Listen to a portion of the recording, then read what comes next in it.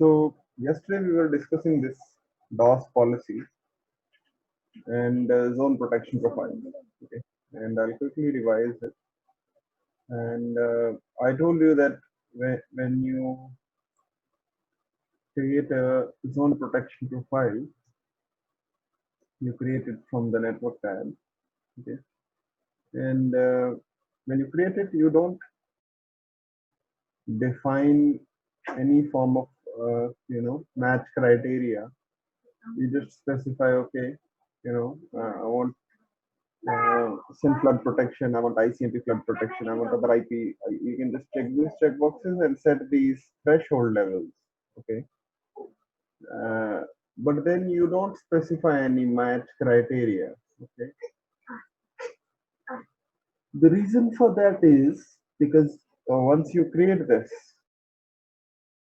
okay,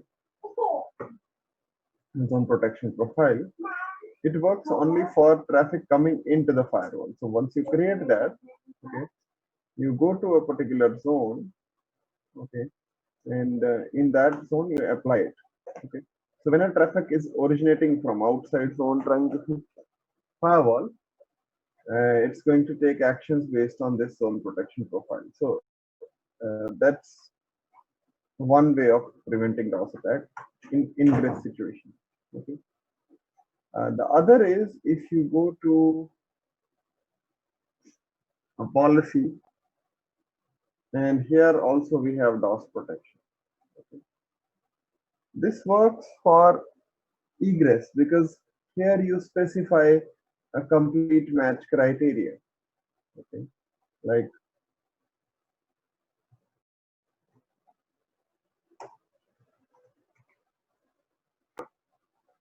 you specify source zone, you specify one source address if you care about that. If you care about this destination address of one of your servers, suppose you have hosted one server for some service.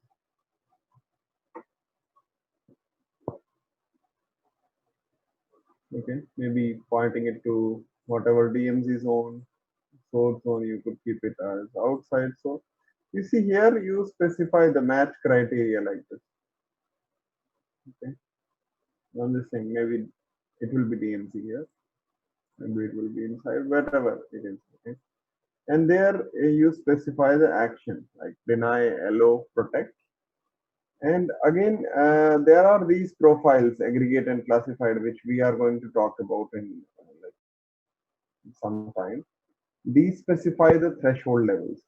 Okay, I don't think that here where is the threshold level specified. The threshold levels are specified in these options in aggregate and classified. We look at that. Okay.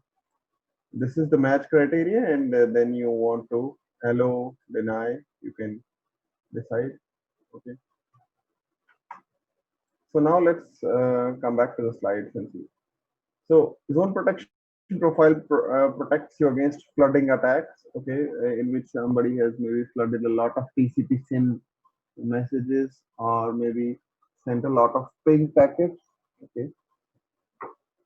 It can also protect you against reconnaissance, okay, like a lot of these Kali Linux, Parrot OS, these operating systems, they have host sweep or port sweep tools in which basically it just generates packets and checks packets, checks the firewall's open port or maybe checks its which people have which IP address by doing a probe. Okay, so if you don't want that, like you can see here,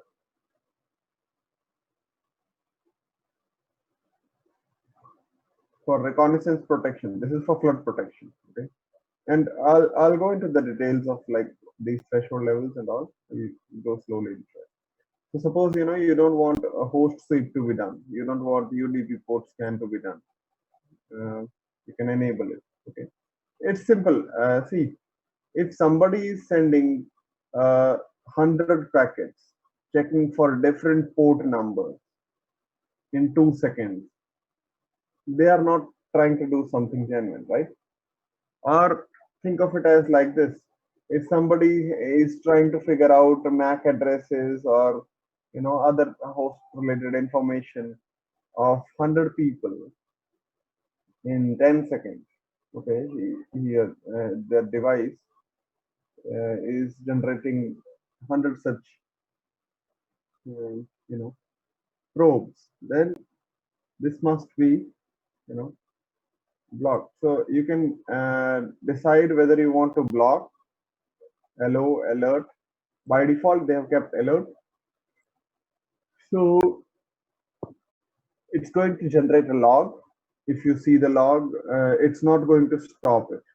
Okay, so if you want to block, you can select block IP rather than alert. Okay, fine. uh, Whereas if you look at this DOS policy, okay, zone protection profile protects ingress. DOS policy and DOS profiles protect you against flooding, rift source, and all these before egress. Okay, so like look at this. Okay, zone protection, flood protection. Most common attacks utilize this, SYN. Okay, like I told you yesterday, that they'll generate SYN packets. Okay, and then never respond to the SYN app so that the connection completes, because that's not their motto. Their main job is to keep the CPU utilization high of potential victims. So they'll just send like 10,000.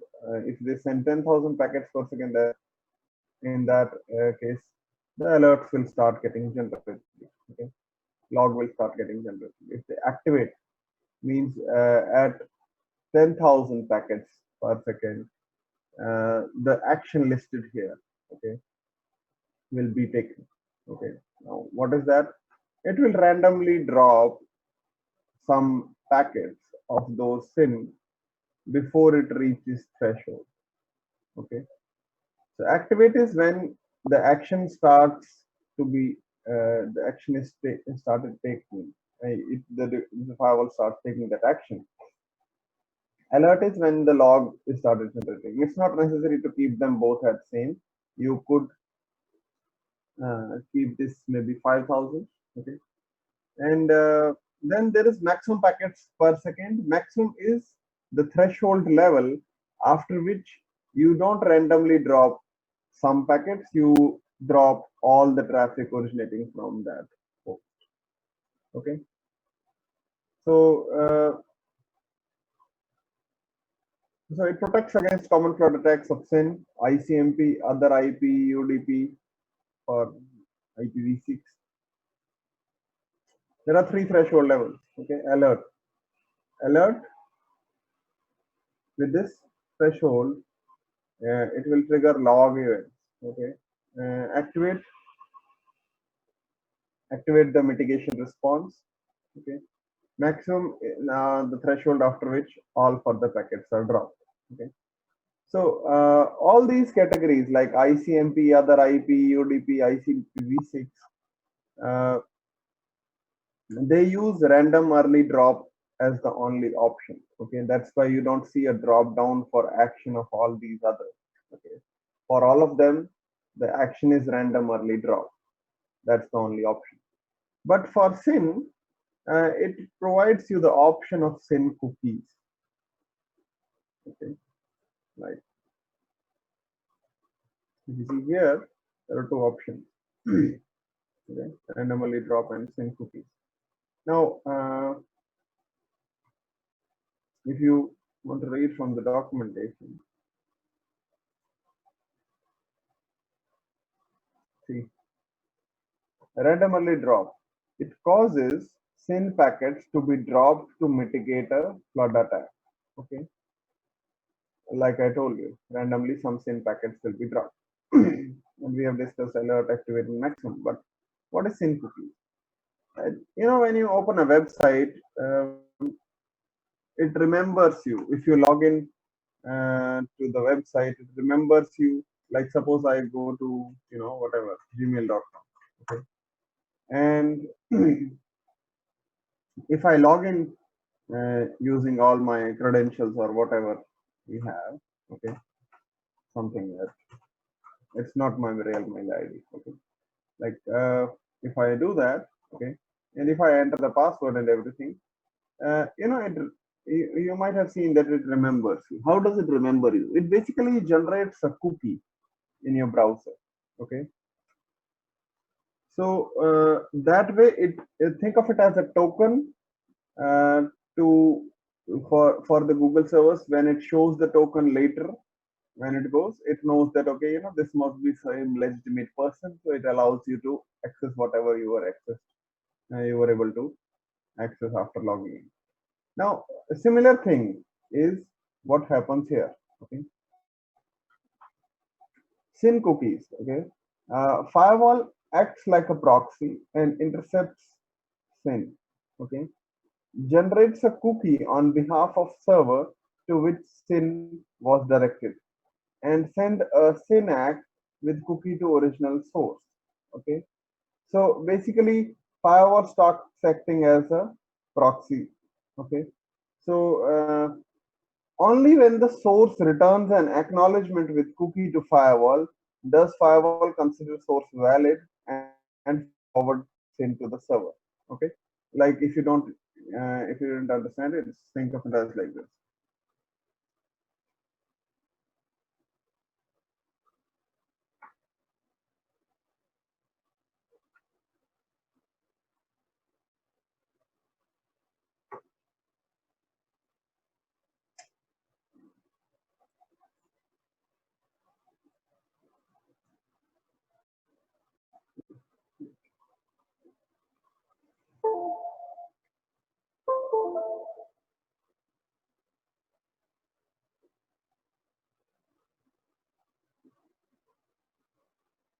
So, like this is the Palo Alto, okay, and this is the suppose attacker.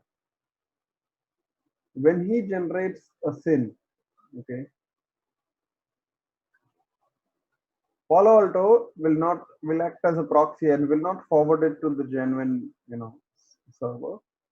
It will just respond to this guy with a SYN-ACK on behalf of this, and will try to remember this. Okay, okay.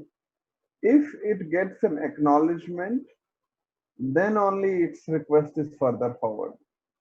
Okay, if it doesn't get an acknowledgement back, it's never going to forward the request, the initial SYN packet to the original server. Got the point?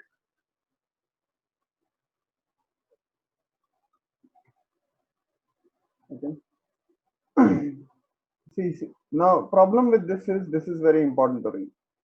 SYN cookies treat legitimate traffic fairly, okay, but obviously in this that will be consuming a lot of resources of firewall, okay. So not all the situations are good for SYN cookies, okay. If SYN cookie consumes too many resources, switch to red. That's random early detection. If you don't have a dedicated DOS protection device in front of firewall and internet, always use red. See, this is what I was saying. Are dedicated distributed denial of service attack prevention devices. Okay, if you don't have those, because what the SYN cookies might do is it will basically, instead of overwhelming this guy, his resources, it will overwhelm the resources of firewall with lot of sense. Okay, so we don't want that. Okay, and it's highly not recommended to use it until you have a dedicated denial of service device, distributed denial of service protection device. Okay, so you can leave this. That's why they have kept it as it is with random early draw. Okay, and all of these others, they don't have anything like this. Okay, for them there is the only option of random early draw. Okay,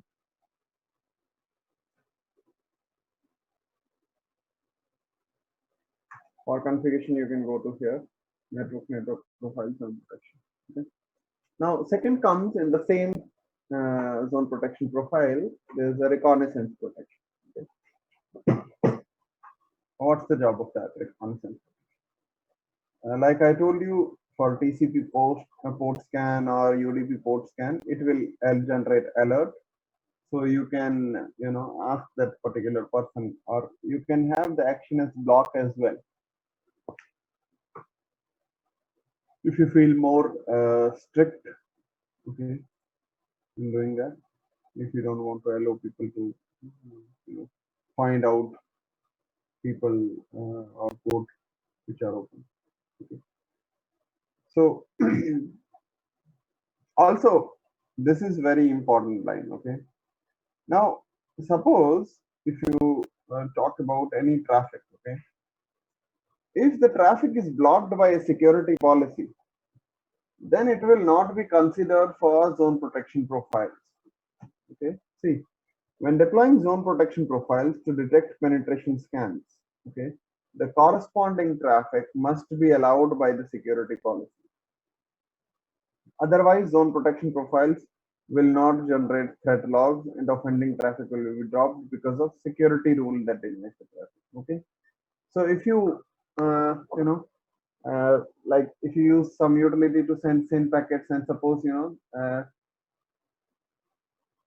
like for example, okay, a SYN packet is sent by a potential attacker, and that SYN packet has a port number, whatever, suppose 50.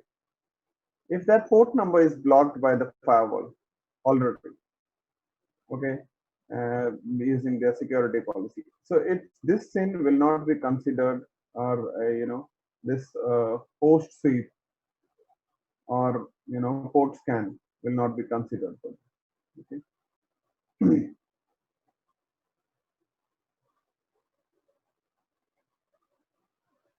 So in other words, there will be only entries in threat logs if scans are run against open ports on the external zone. Okay.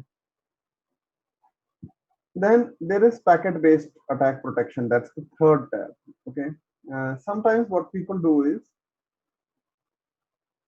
they'll spoof their IP address. They'll basically use some IP address which they don't have genuinely. Okay. Now it can figure out that as well. Okay. It can basically check, like, okay, if same MAC is generating a lot of different IP addresses, it can block based on that. Okay. So there are many of these other options. Okay.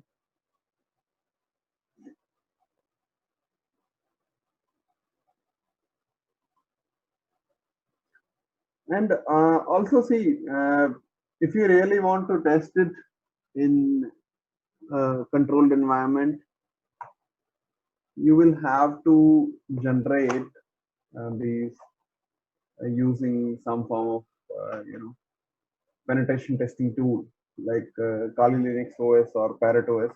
They are the most popular ones for this. Then if you see here, we have protocol protection. Okay. What is protocol protection? Okay. You see there is a fourth tab which you will find. But do you guys know what is the use of ether type? Anybody? Or what is ether type?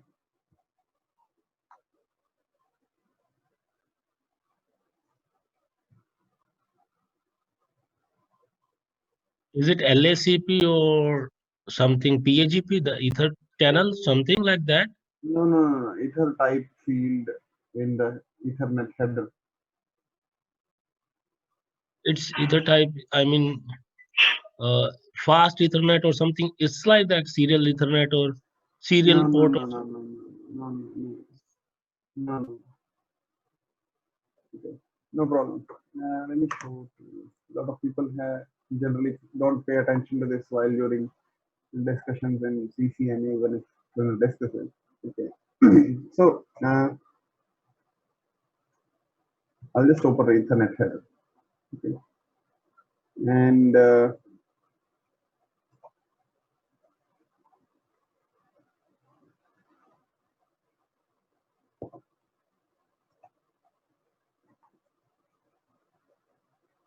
see, there are source frame, delimiter, preamble, and these other, but let's talk about the relevant ones.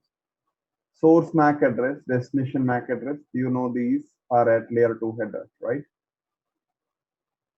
And then there is ether type, okay? This field at layer 2 header, okay? Ethernet header. The job of ether type is to tell what is in the payload of the frame, okay? So like if you suppose, you know,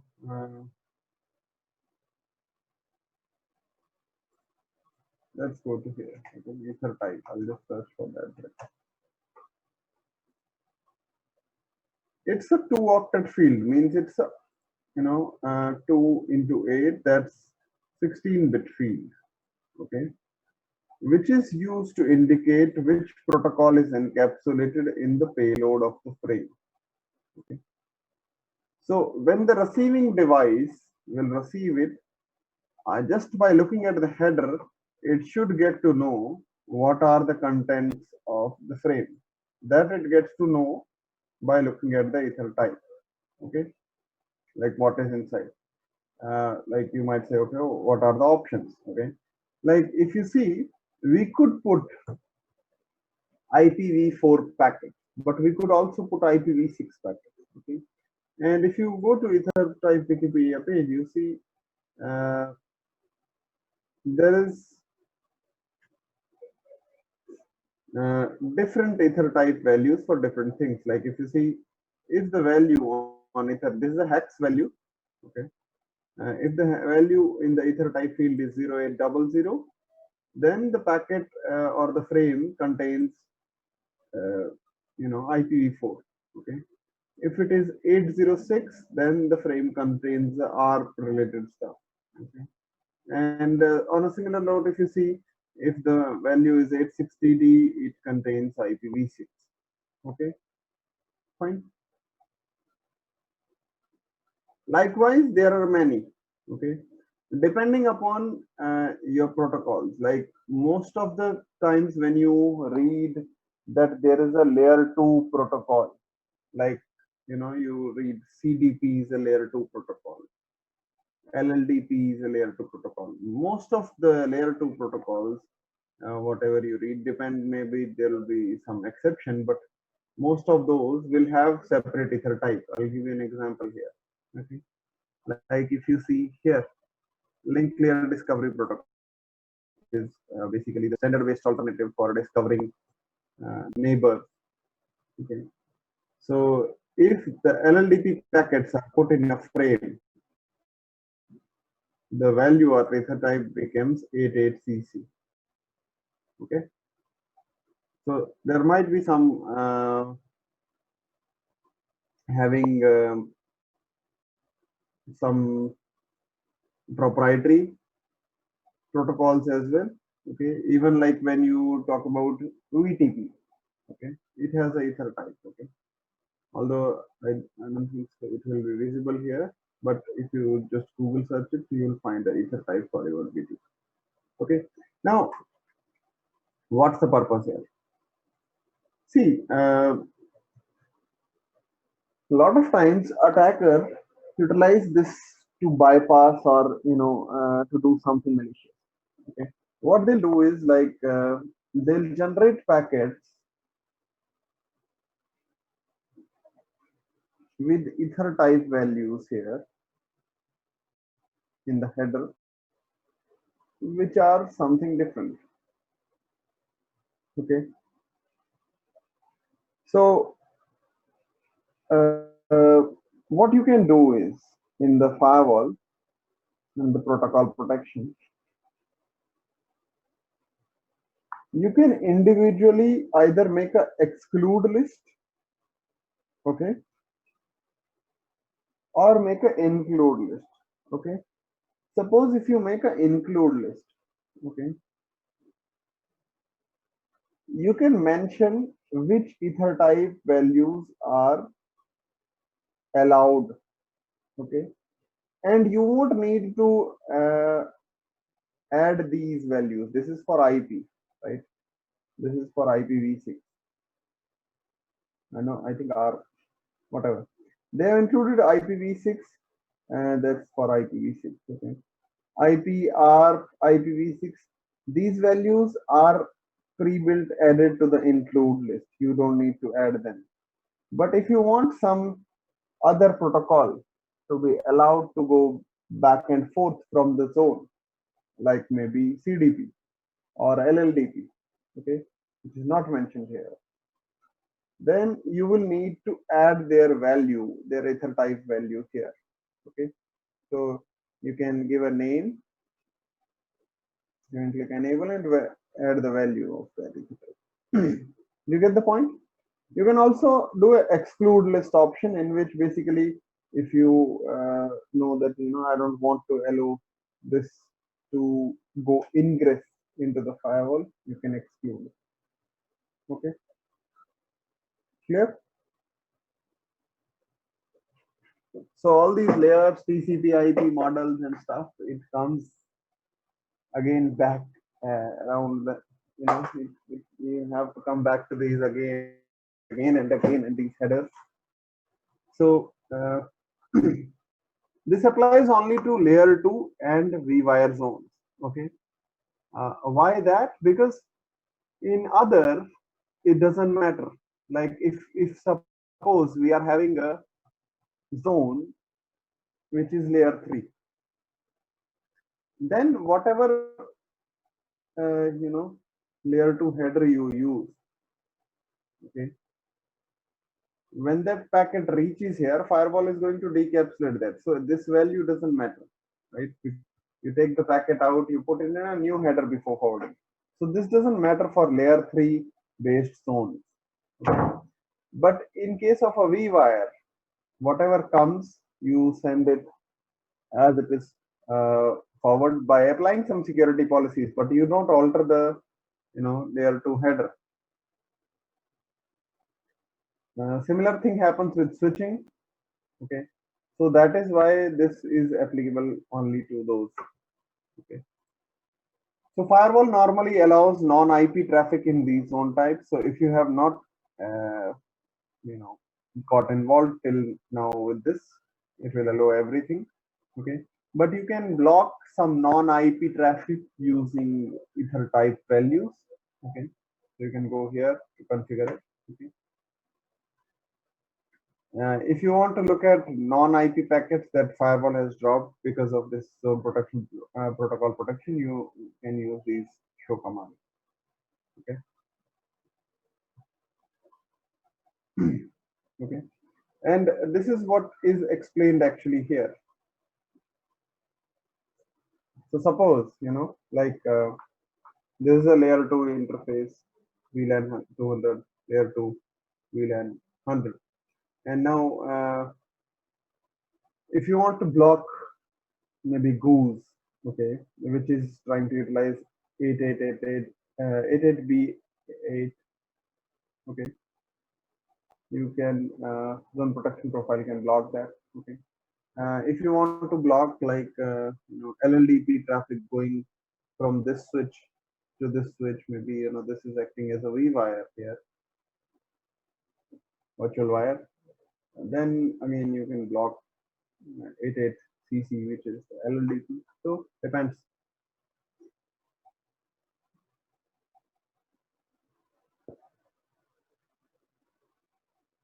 Enabling it is simple. You create it and apply it in the zone protection profile, which I have already shown. Okay.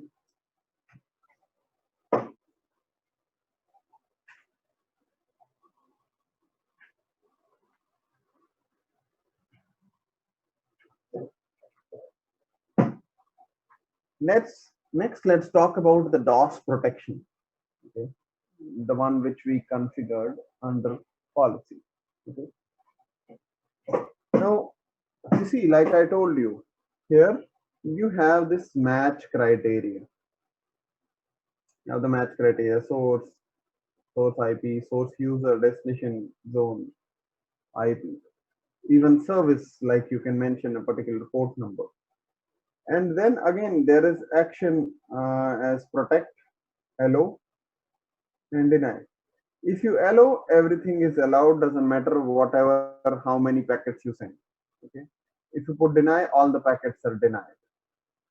But if you click protect and if you select protect, then there are two types of profile, like I showed you. There is aggregate profile and there is classified profile here, right?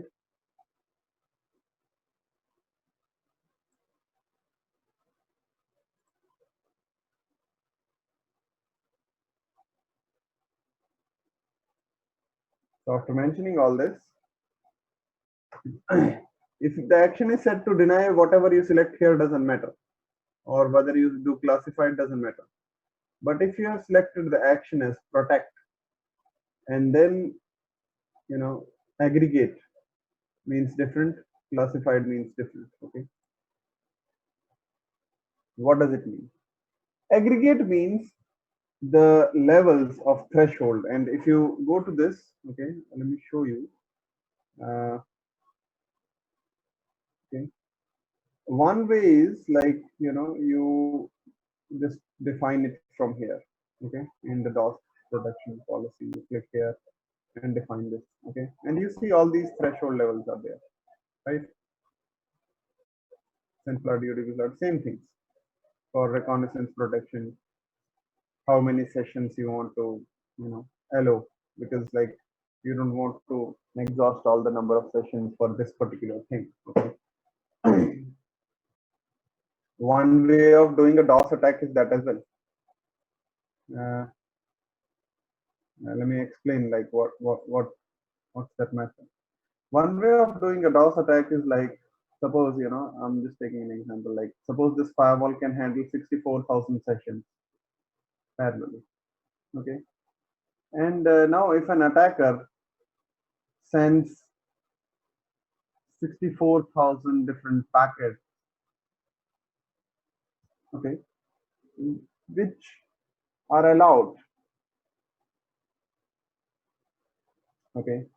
Now, if your whole session table is consumed by just this guy's denial of service or DOS protection and DOS attack, the other genuine users will not be able to come in, right? Because firewall's whole session capacity has uh, gone away, and now it cannot offer them to create sessions. Do you get the point?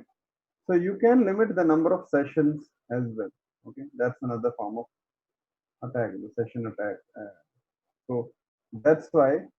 But this is applicable only for if you want to allow it to go forward. If you just want to block it in ingress, then this is not applicable. So here you can specify how many sessions you want to use for this.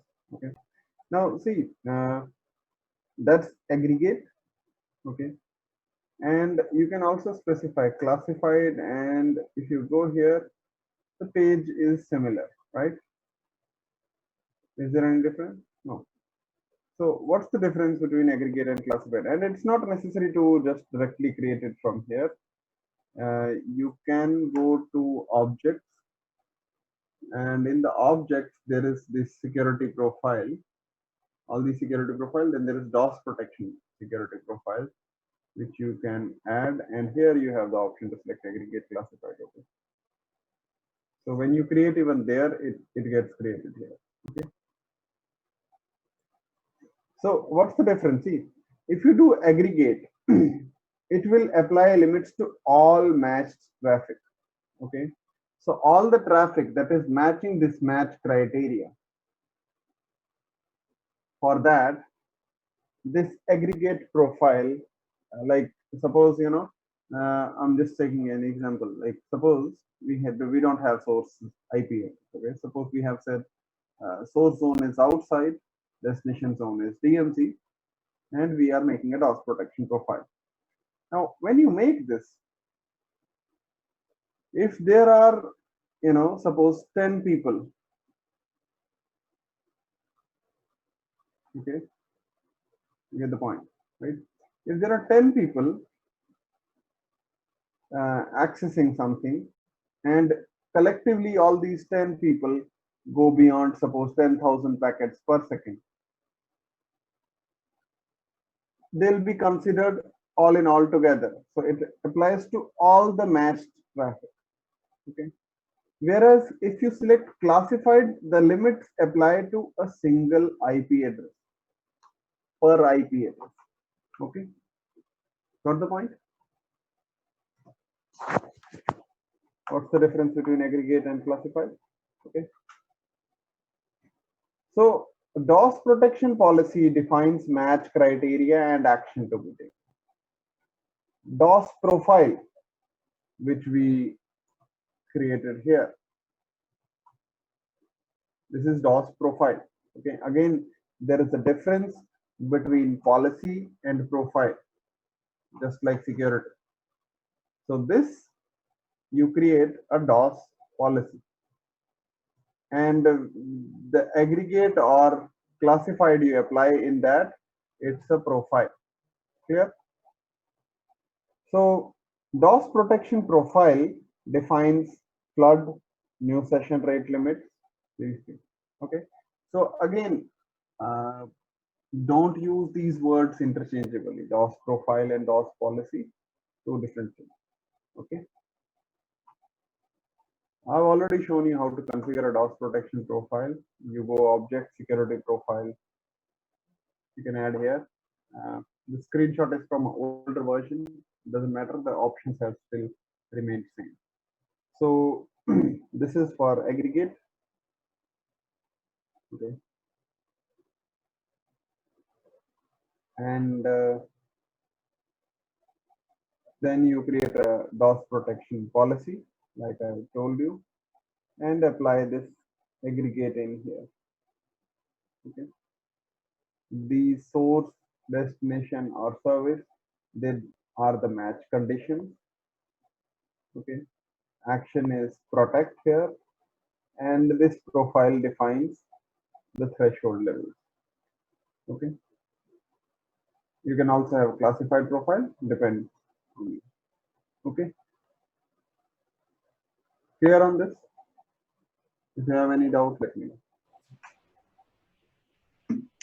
Then we Yes, move to the next. yeah, Sudhanshu.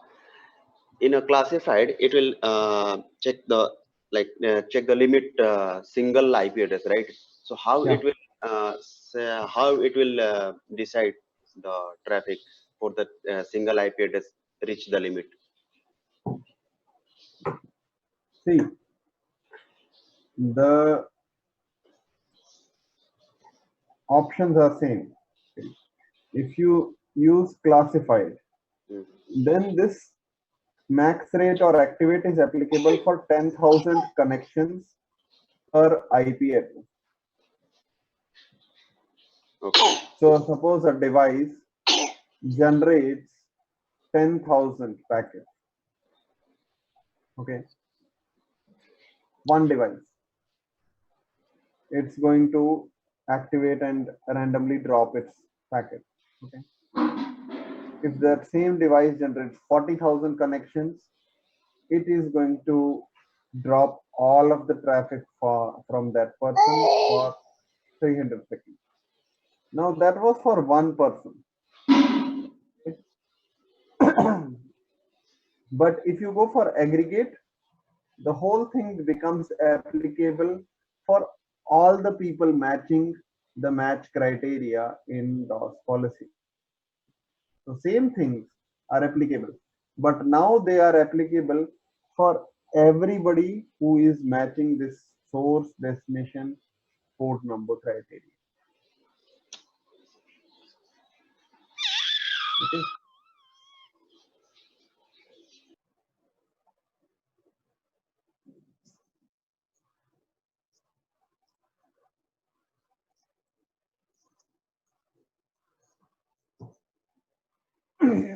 Deny denies all packets. Okay. Deny will drop all the packets. Okay. Protect, if you if you follow the limits, you are going to be allowed. And allow means allow irrespective of how much you send. Okay. So aggregate would be In like, fact, it's not necessary. Yeah. Right. hello. So which one should be configured? Yeah. Tell me. That is aggregate is better than, I think, right? Better than classified. See, it depends on what kind of attack you are facing. Okay. If you are facing distributed denial of service attack, then aggregate makes more sense because lot of different IP addresses will be generating that huge amount of traffic for you, right? Yes, yes, right. In distributed denial of service, DDoS attack, lot of people are after you, right? Correct. Then aggregate makes sense. But if one person is trying to attack you, okay, some lone warrior, okay, then classified makes sense, right? Yes.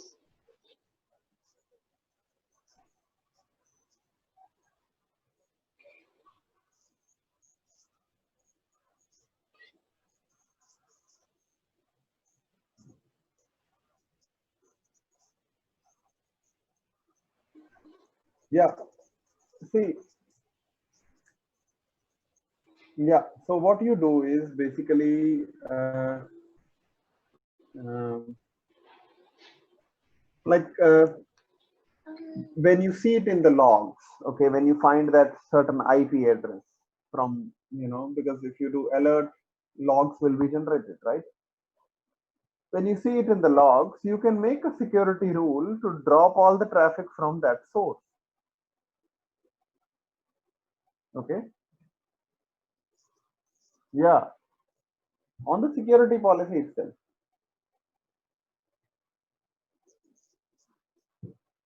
See,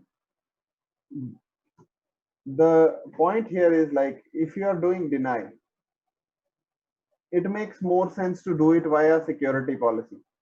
Because suppose somebody says, I'm not able to access this or that, most likely your security guy is going to come here to check what is allowed, what is denied. It's very rare that they'll think about this. Although this also blocks it, right? So logically makes more sense to make it here. Okay. Although you can do it here as well. Okay. It depends on the mindset. Like suppose we are a team and we have a rule in our team that who yeah, so suppose we make a rule in our team that for all the people who we find from the logs and we want to block them, we'll make rules using DOS protection. We'll not make it using security policy so that we can remove them after every now and then. Okay. But if we don't, this is like a mindset, right?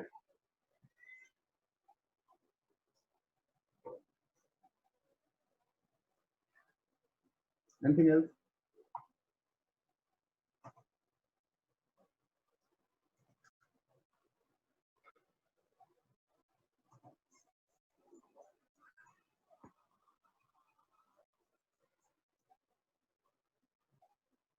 Okay.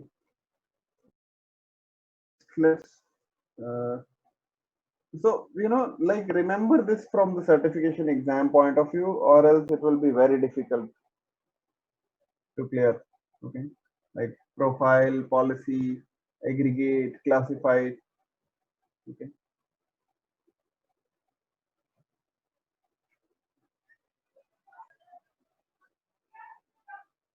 So next, let's talk about URL filtering. And again, the process is similar. Okay, it will be applicable based on security profile. Okay, so PanOS has a very powerful feature, and it can control how users access websites over HTTP and HTTPS both. Okay, so like suppose let's configure it before we jump and read the theory.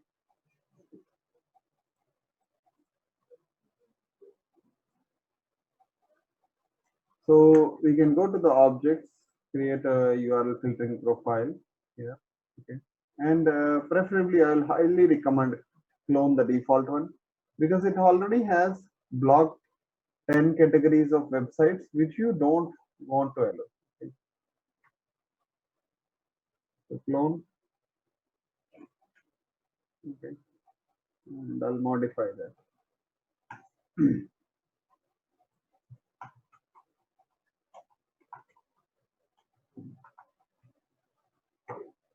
Okay. Now see, once you define this, you see there is option of site access, whether it is allowed or not. Okay. And sometimes you will get confused like, okay, where does this particular website fall in? Like suppose imediator.com, which category does it fall in? So they have this option of check URL category, and it's not necessary to go from here. It just redirects you to this URL filtering.paloalternetworks.com. You can directly even type in this to the browser to go here. Okay. So, or you can click here. So suppose if I go here I can put a website, like suppose I want to know what is the category for imeditor.com. Okay. And you will have to prove you are not a robot to a robot. From past some days, Google has been behind all these chimneys. I don't know why. Okay. So see, if I search, what you find is like imeditor.com is in the category of training and tools. Okay. And it also gives you a description like, sites that provide online education training and related material. And since from the past 90 days, our website has not been involved into any kind of malicious activity. It considers it as a low risk category. Okay.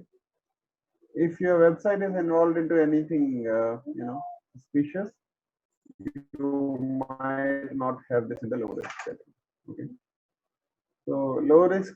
So they never say no risk. Okay. Don't think that there is still some risk in accessing. Palo Alto says there is risk in everything. So low risk is the lowest. Okay. You will not find no risk. Okay. So there's low risk because this site has not been a medium or high risk. Okay. See, this line I find very funny. Low risk description. Sites that are not medium or high risk are considered low risk. Right? It's like telling someone, okay, whatever is not medium or high is low. Okay. Really, like, this line should not be there. I feel like, okay, if somebody, some English teacher reads this, they'll be like, what you are trying to.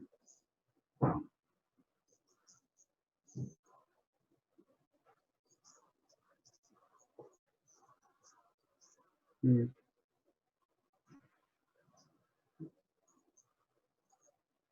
Hmm. No, here they have further, but like this line doesn't make sense anymore. You know? So,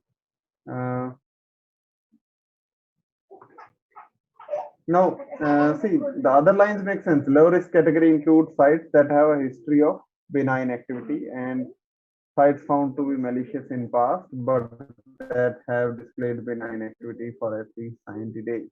Okay. So, okay.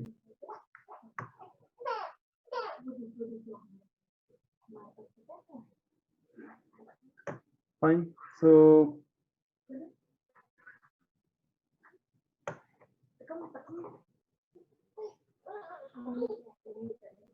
similarly, if you look at this, we have job search portals. Okay, like for example, we don't want to allow people to find jobs when they are using company internet.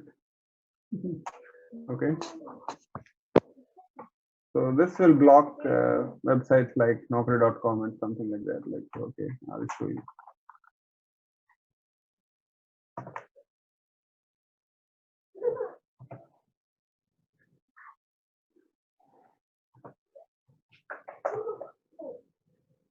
Okay, so it's considered in job search. Now, there is two things here. One is the option whether the website is allowed to access or not. Okay. And again, alert means log will be generated, allow means allow, block means don't allow it. Continue means give a response page. Okay. This is site access, but then there is this user credential submission. What is the user credential submission option? This is used, suppose, as an anti-phishing mechanism. Okay. Like, for example, people sometimes may be trapped and made to log in or submit their credential to websites which are malicious. Okay, so if you block this, you can open the job search website by clicking continue, of course, but then you cannot submit your corporate login credentials there. Okay, fine. So, but for this, you need to integrate it. Okay, you need to integrate it with your user ID database. Okay, so let's check it out. Okay, for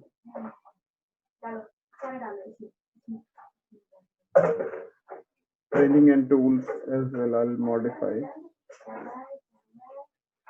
Okay, for training and tools, suppose I'll say,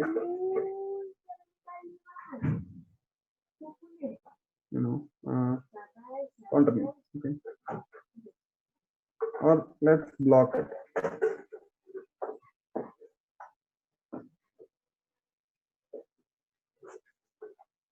Job search websites, we have continue. Okay, so I'll click OK.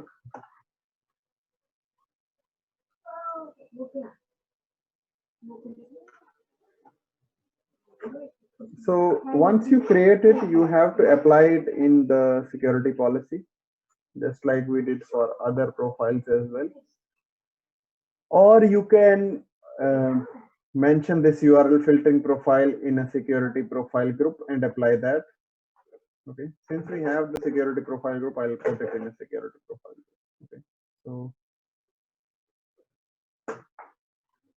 here, and in the security policy, we already have this security profile group applied. So I'll just push commit.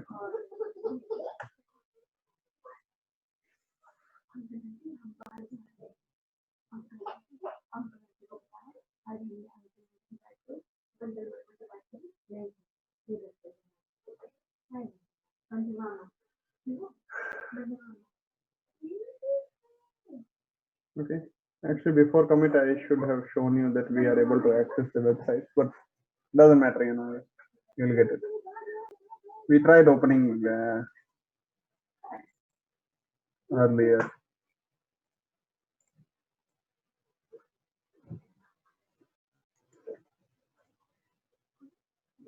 We had opened imedita.com earlier.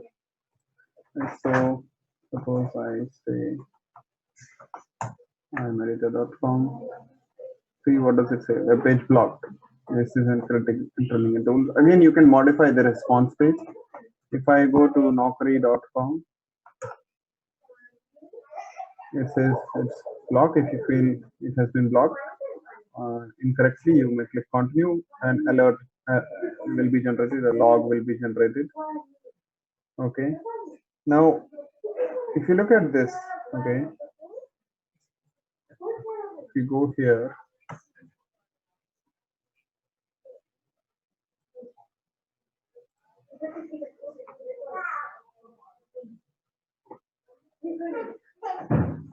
we see that somebody used Naukri.com.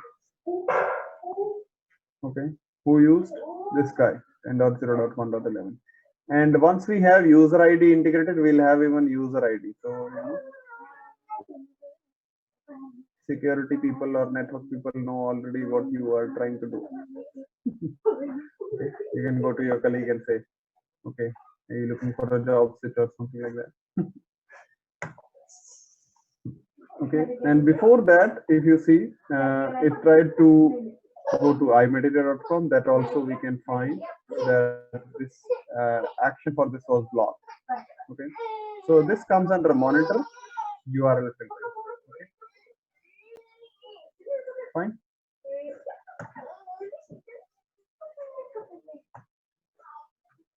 So also sometimes people, what they do is they'll say what if. Okay, college kids do this already. I'll say HTTPS. Still you are blocked. Okay, fine.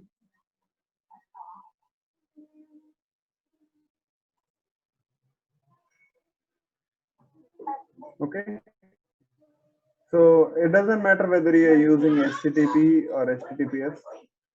There are some security devices to which this trick works, but not with Palo Alto. Okay. So this feature can be used to gain complete visibility, better visibility. Okay. So you create URL filtering profile and implement additional security checks. Okay. And again, just like any other security profile, it is applicable only if the action is allow. Okay, if the action is blocked, it will not be considered. Okay. And once the action is allow, it is matched to a predefined category, and based on that category, you decide whether it is allowed to access or not allowed to access. Okay. Now, for URL filtering, they had this bright cloud. They had, okay, because like at that time, Palo Alto was not having its own URL database. Okay, so they collaborated with Bright Cloud. Okay, it's still supported. Okay, but when you buy licenses for Palo Alto, usually they don't tell you like we have the option of Bright Cloud or Palo Alto PanDB. So everybody goes with PanDB now. Okay, so PanDB is Palo Alto Network's own URL filtering database. Okay, and the default now. They say it's better than Bright Cloud. Obviously, they'll now say because now they have it. Okay, so they say malware and phishing sites are updated every 5 minutes. Okay. Now, also you'll have to ensure that you have a valid URL filtering license for one of these. Okay. Again, you can go to device licenses to check this. Okay. Sometimes in a new fresh firewall, you might have licenses, but maybe somebody has not clicked on this activate button. Then also URL filtering won't work. So it should be like this. Okay. For a fresh firewall, you might have to click and start it once activated. Okay.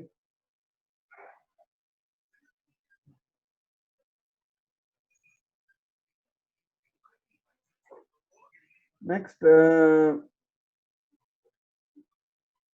if you look at policies, again, we specify this as a URL category here as well. Like, I'll give you an example.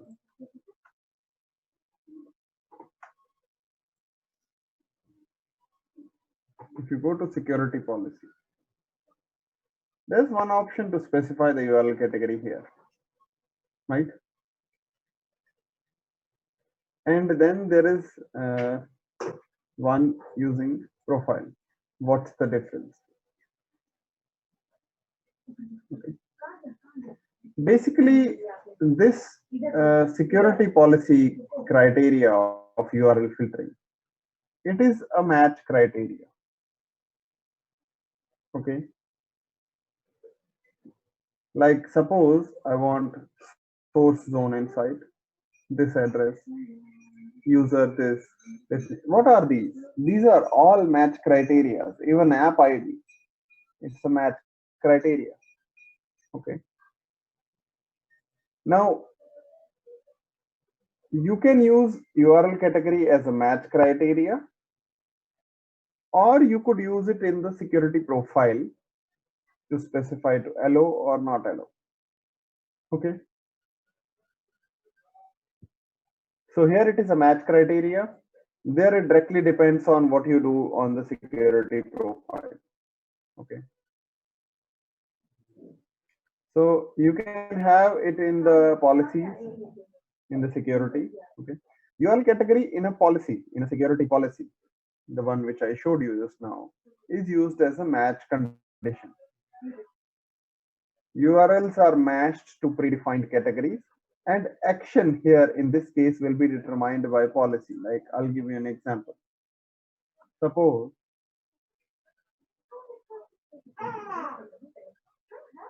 if I don't apply this, okay, and if I say uh,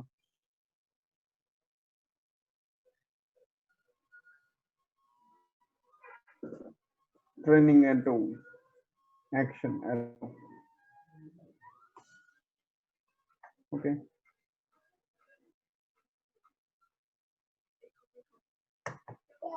Actually, let me clone it because my DNS queries are also going out. So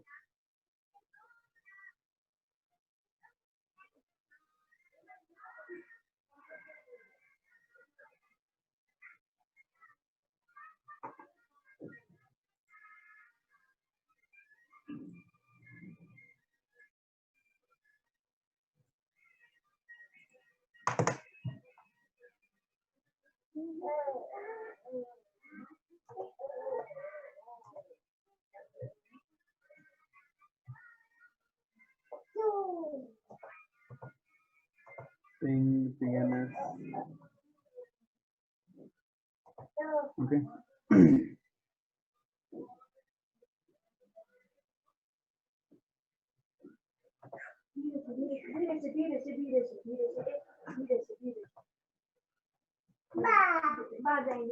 Okay. So just to be clear, the first rule here will allow only DNS and ping to go out. Okay. The second rule is allowing you to access everything else. Okay.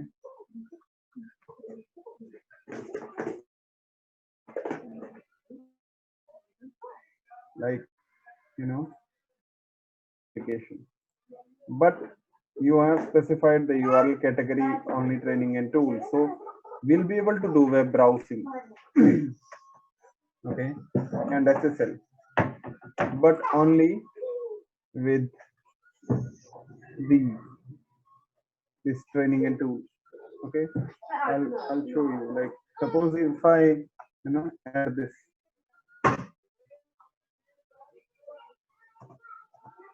Now I add further criteria. I've said these app IDs are allowed to be used. That is allowed, but only when the URL category is training and tools. Okay, let's commit it and I'll show you what is happening.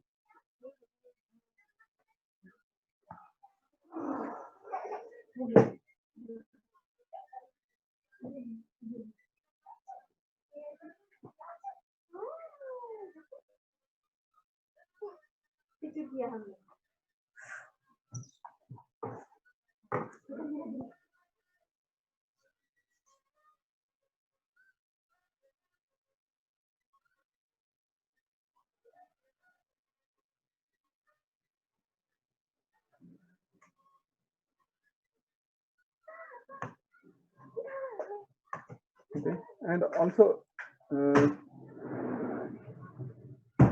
me be clear on this. We don't have any profiles here. Okay, in both of these rules. Okay, there is no security profile. Now, if I go to the Windows machine, if I try to ping, okay, ping will work. Even I can ping to google.com. So this will be considered in the, okay. But if I go here and try to open google.com, it's not going to allow. Okay, why? Because the security policy doesn't allow you to open google.com. It allows you to only open training and tools website. So you can open imeditor.com.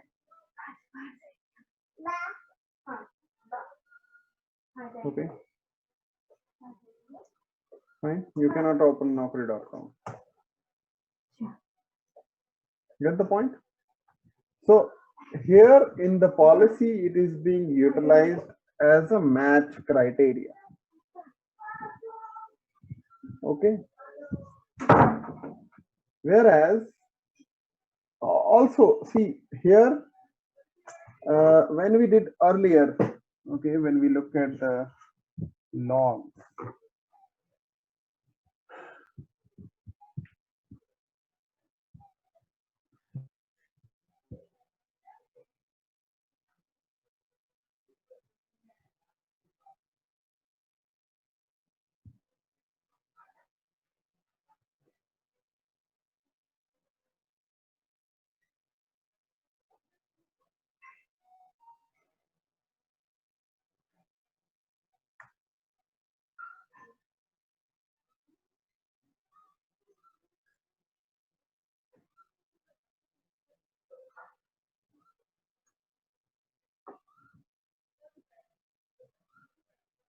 URL category is logged. Okay, training and tools, job search, and it's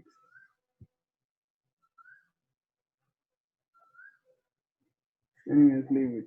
Okay, I want to show you one more thing, but we'll come to that later. Okay. So this is if you use URL category in a policy. Okay. Now in this case, whether it is allowed or not allowed depends on your security policy action. Whereas when you use security profile, it will be applied to traffic allowed by the security policy. Okay. And here you specify the block or allow option under the security profile. Okay. So here the actions are more granular, right? More specific compared to this. Okay. So it depends on how you want to do it. Okay. But basically, Palo Alto recommends that, you know, if you are going to do it not as a match criteria, go ahead with this to allow or block it. Okay. Because this is more specific. Okay. See, what is the use of this URL category in policy? You can block or allow traffic based on URL category. Like suppose I want to allow social networking websites to my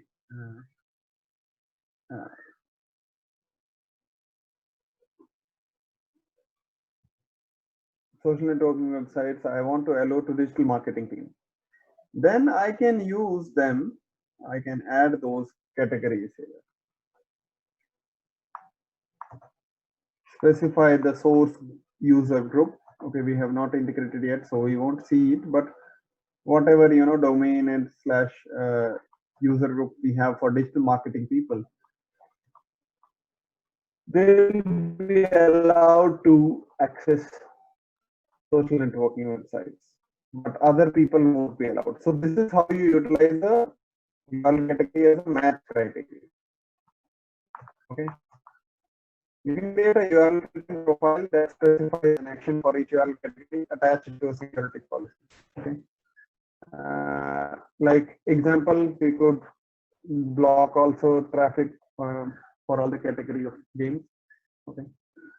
Second is we enforce policy based on URL category again. Like if you want to allow or specify a policy rule to allow to a specific category, you can allow like streaming media like YouTube, Netflix, Amazon Prime Video.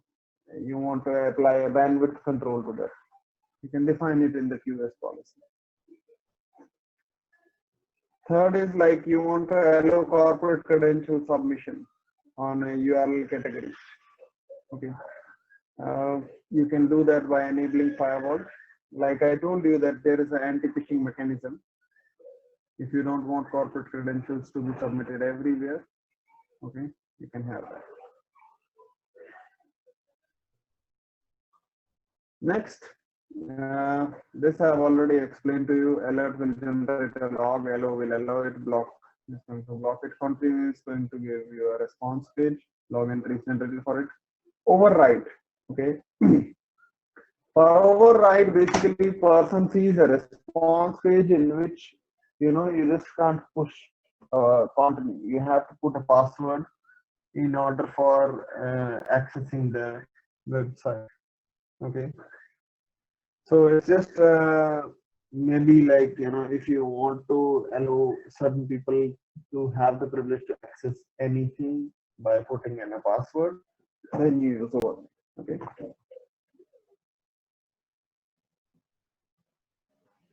So I already told you block content. How do the page look like? I showed you.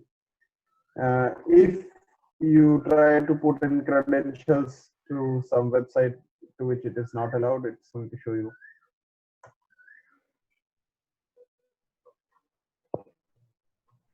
Something like this. Okay. Also, there is a safe search block option. Okay. What is this? In all these search engines, most of them, commonly used search engines, you can have the option to enable safe, like, okay, like safe search, okay, which is highly recommended for especially if children use your computer. Like you can go to the settings, and in the search settings there is an option of turn on safe search. Okay, suppose I do that. Okay, now before I do that, okay, let me show you something. If you check it out here, you see the current URL is google.co.in. Okay, whereas once I enable search, notice the difference. Okay, so I'm turning on safe search and I'm saving. Okay, now see the difference. Okay, so Palo Alto can read this for certain search engines. Okay, obviously Google, Yahoo, some popular, for some unpopular it might not be able to find it. So you can like in some companies what they do is like once the safe search is on, what Google will do is even if there are some questionable responses to the search query, it will not show you, like maybe there's some adult content or maybe there is some other form of search related results, it will not show you that. Okay, think of it as like safe is like kid can search anything and it won't show you the results which can be dangerous for the kid. So a lot of times it's not just about kids. A lot of times to just keep a safe environment for the organization, companies like to have the safe search option. Okay, so if the safe search option is active or not, Palo Alto can detect it. Okay, how do you do that? You go to your URL filtering policy, profile, and here you see here there is a checkbox of safe search enforcement. Okay. If you do that, now it's going to allow you only to utilize your search engines in a safe search enforcement option. But for this also, again, you will need to enable decryption, because if the content is encrypted, then it's not able to see whether the safe search option is allowed or not. So once I enable decryption,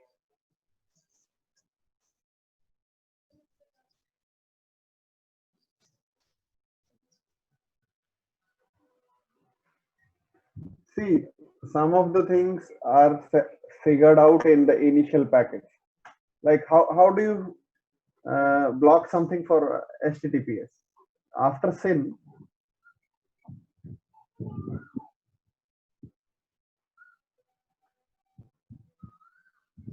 SYNAC and ACK, when the first packet is sent from here, okay, when you use HTTPS, the headers of HTTPS will have the URL in that.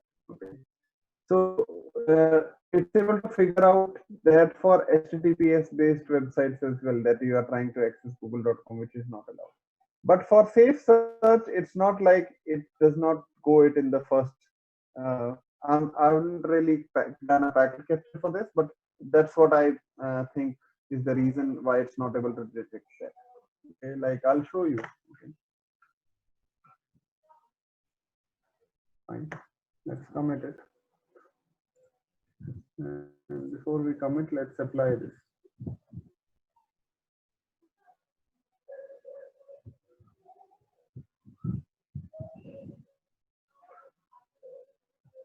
And disable this rule. Let's not. Let's come back to application any.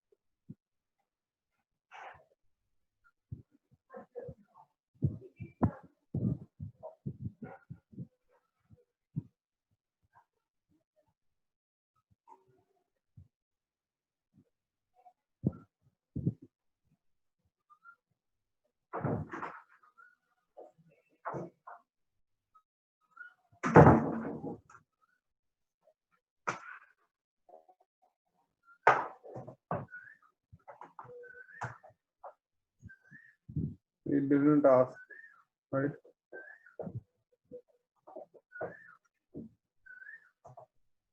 But once you have it with all those settings and everything, okay, for it doesn't matter right now, but this will matter after we have decryption.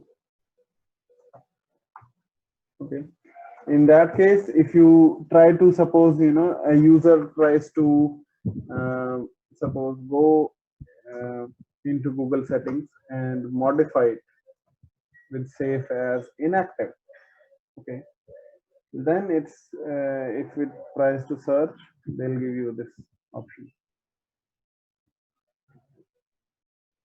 So in order to continue, you'll again have to modify it back to safe.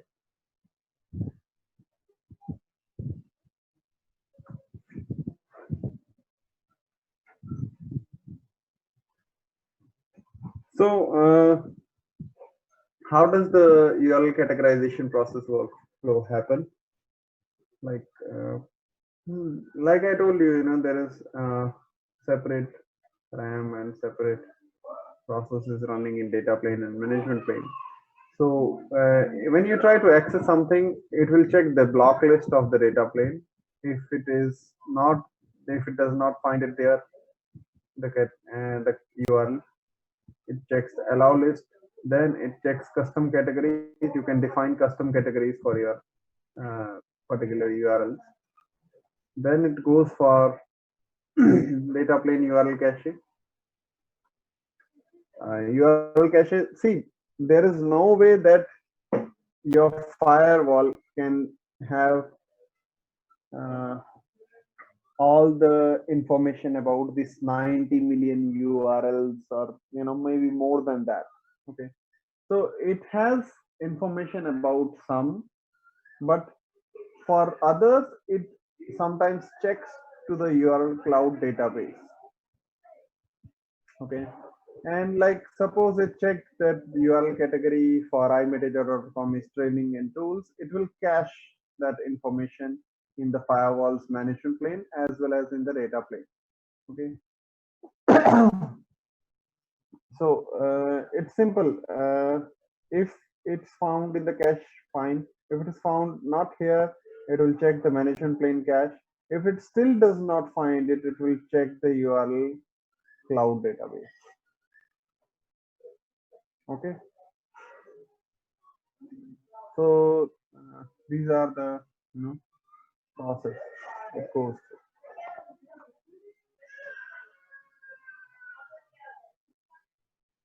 So for URL filtering, again, the configuration recommendation is like initially keep it there for some time. Okay, just like I told you for app ID, that have a rule to allow the apps that you know, then have a rule to block the apps that you know, and then passively monitor for some days with a allow everything rule before you go ahead. Similar thing is applicable or recommended for URL filtering. Okay, you can set an alert action for most of the websites. Okay, and after log is generated, you can decide what kind of websites you want to allow or not allow. Okay, I also said that like the default URL category filters 10 uh, categories of websites, like see abuse, drugs, adult, gambling, hacking, malware, phishing, questionable, and weapons. These are categories that are blocked. Okay, as a best practice, I told you already, clone the default profile to preserve these settings. So we have already seen this. Okay, how do you test it? This also I showed you that you can check which category does a particular website fall in. Okay. For this, you don't need a Palo Alto firewall. You can directly go to the Palo Alto website to check this. Like I told you, you can use URL category as a policy match criteria. Like for authentication, that I want to allow users to access a specific category. Okay. But here you want to specify which category of website. Okay, so you are using it as a match criteria. Similarly, like decryption, when we'll do decryption, okay, European countries, okay, or European Union laws state that if you do decryption, okay, don't do it for financial websites. Okay, it's illegal there in the cyber law, and don't do it for health and medicine related websites. Like somebody might be getting their blood report, a blood test report or something like that through a website. Okay, then or a hospital website. Those websites are not legally allowed to decrypt. Like, it's not like we cannot do it, it's like we should not do it because it's illegal. Okay, so now again, see, if you don't use it as a match criteria, if you don't use URL category as a match criteria, then how are you going to say like don't decrypt or decrypt? Okay, so US policies, like I showed you that and discussed, like, we can have for streaming media. I don't want to allow, or I want to allow, but till a certain bandwidth limit. Okay.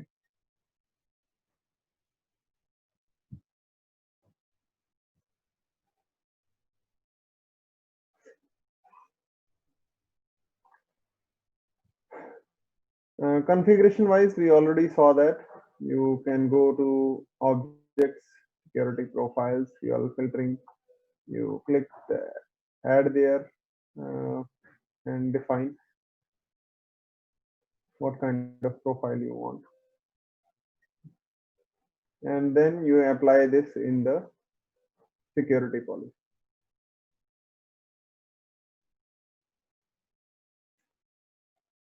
In the logs, I have already shown you. If the action is alert, it shows you like this. If the action is block and continue, it shows you like this. For also, you can modify these things if you want to adjust the columns and see only certain things, and maybe not see app ID with this, that. Okay. Also check log generated at monitor logs URL filtering. Okay. Click the detailed, this magnifying glass icon for detailed output if you want more information. Okay. This is just so that, if you want to recall and revise it, it is easy.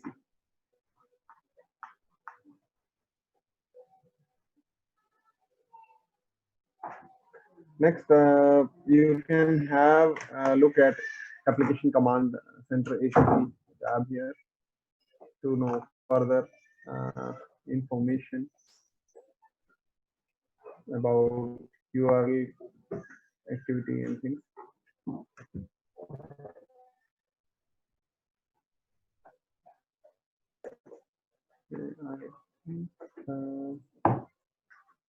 Yeah.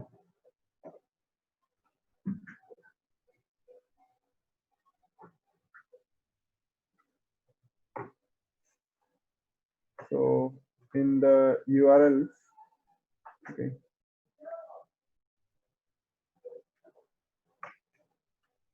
you can see that along with the, like what kind of traffic. And see, most of the websites are using SSL, so if you don't do decryption, it won't show you much detail. Okay. You can also see it in the form of area. These graphs can be modified here.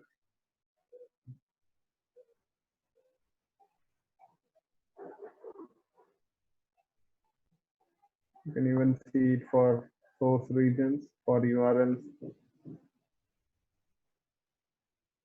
for destination regions.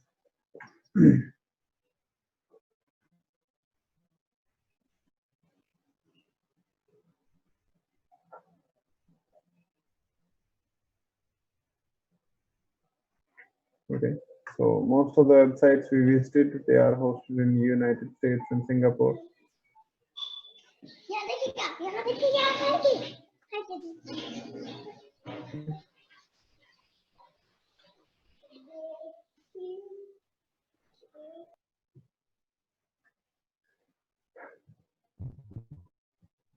Also, you can see user activity, who is sending what kind of requests. Okay. Like we have not integrated it with currently user ID, or else it would have shown you individual user. Like this particular user is using job search training tool. Okay.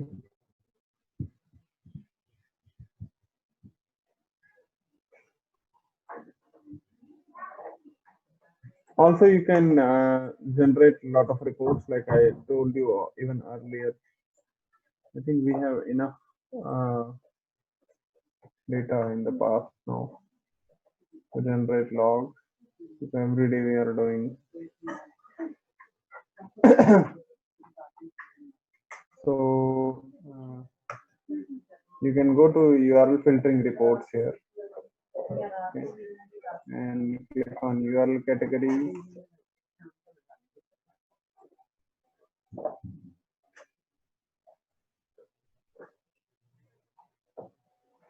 Actually, to generate a report, it should have sufficient amount of data.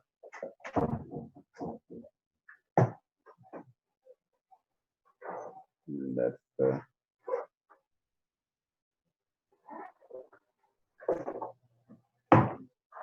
issue with us. You have not, generated enough logs to create reports, but it shows you reports like this. Okay, which category, how many counts. Okay, and you can look at it from days point of view and export it.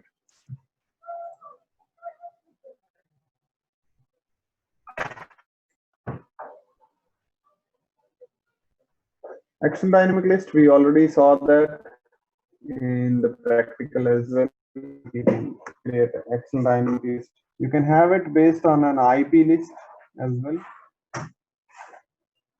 as a domain list. We did a domain list. The purpose and working is similar.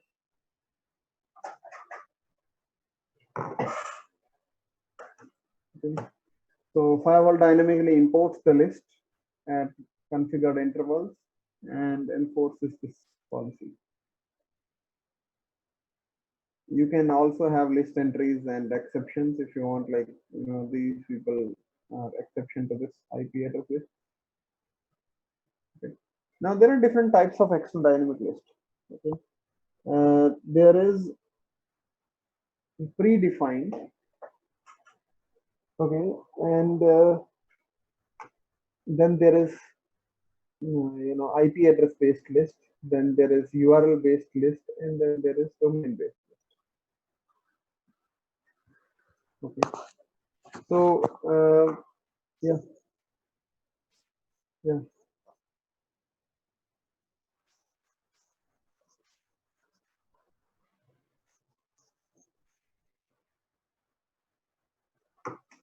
See, it doesn't work for all the websites putting in the IP address.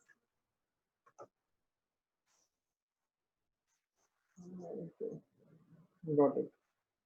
You can test it, but I don't think so. It will allow you to open because it does deep packet inspection. It's not like Um, mm, mm, I'll show you. Okay.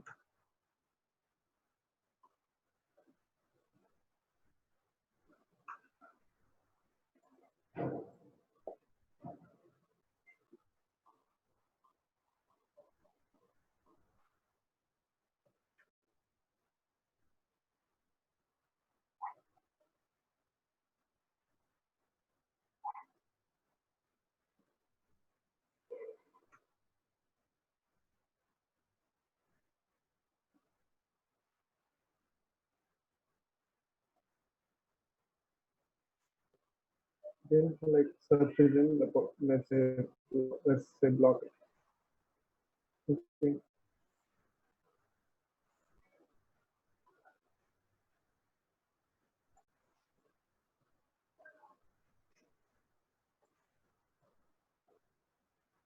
And we have it applied already.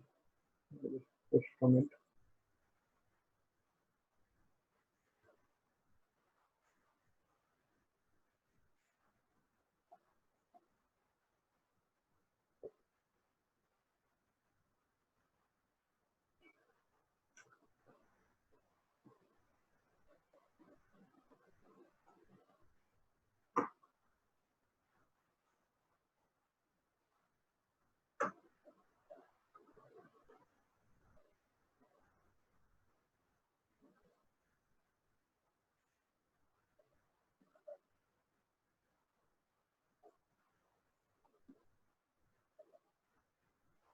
Okay, so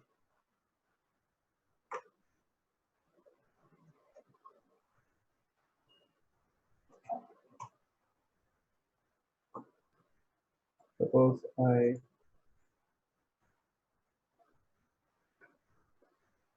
copy this.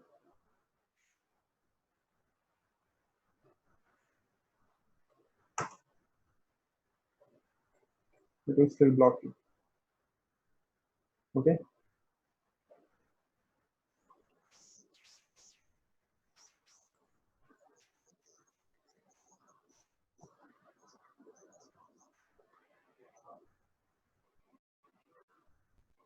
See, I told you most of these small time tricks won't work with because it's not actually categorizing it just based on header. It's really going deep into the packet. So even if you send a packet to this IP address, it's just that you are not doing a DNS query, right?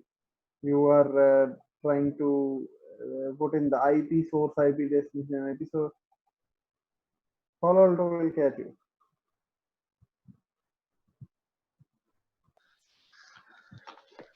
Sudhanshu, I have one doubt. Actually, my Yeah. internet got disconnected, so I think I missed a little bit something. Uh, Mhm. if we have, suppose, in a default rule, we have added like Naukri.com or job search website blocked in URL category. Okay, and I want to allow the specific any URL. So I need to create the custom category, right? Suppose. Yeah, you can create a custom category for that and mention the individual URL. Hello, that custom category. Okay, so I need to create a custom category, provide the name like the category name, and add in the Naukri.com. add the URL Yeah. in this category, right? See, here these are all predefined categories. Yes, yes, correct. Okay. Now,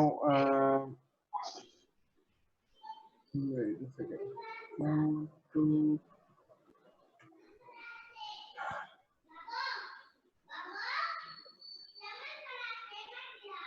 If I'll create the custom category, it's shows in the last bottom in this list, right? Yeah. Here, yes. Mhm. And here, suppose, Wait. I want to check one thing before that.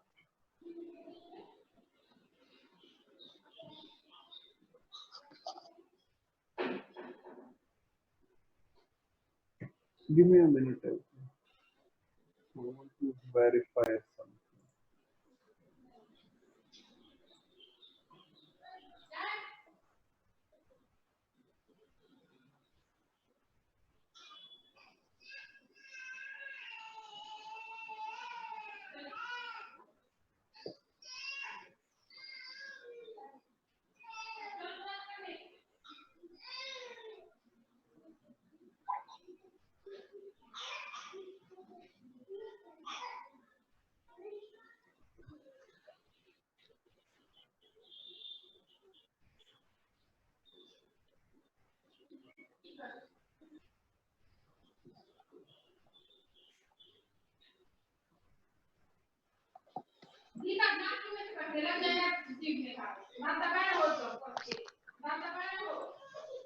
काय रे?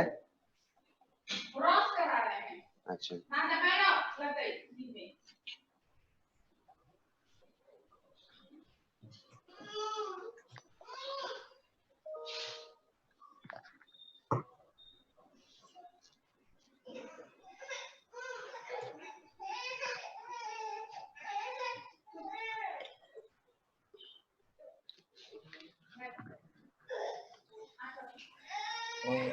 Sudhanshu, I have a question. Yeah, just wait. Let me.